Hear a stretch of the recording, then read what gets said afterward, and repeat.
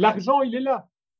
Et la réglementation est en train d'autoriser ceux qui ont le plus d'argent, parce que c'est pas les particuliers qui ont beaucoup d'argent.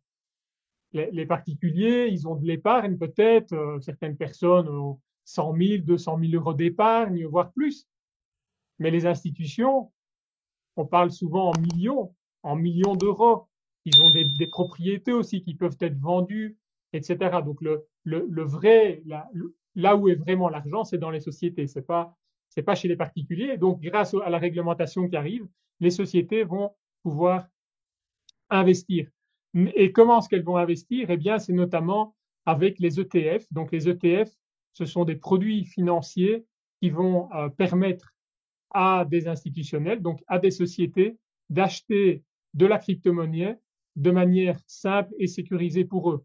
Parce que une des problématiques également pour les grandes sociétés, c'est que si vous achetez pour 1 million d'euros ou 10 millions d'euros de Bitcoin, les financiers, les comptables, les responsables financiers des entreprises, ils n'ont pas envie de commencer à devoir comprendre comment sécuriser leur Bitcoin et comment acheter une clé Trésor ou une clé Ledger pour sécuriser tout ça.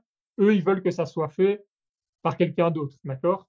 Et donc, via les ETF, ils vont avoir la possibilité, en toute confiance, comme aujourd'hui ils achètent de l'or à travers des ETF, ou comme ils achètent aujourd'hui des indices ou des matières premières, ils vont pouvoir acheter très facilement des crypto-monnaies, Bitcoin, Ethereum et toutes les autres altcoins, et, enfin pas tous, mais les top altcoins certainement.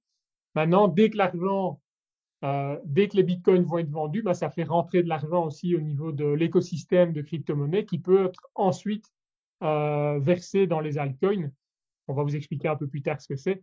Et tout ça, ce sont des facteurs qui vont amplifier, comme disait Roger tout à l'heure, la force du bull run de cette année.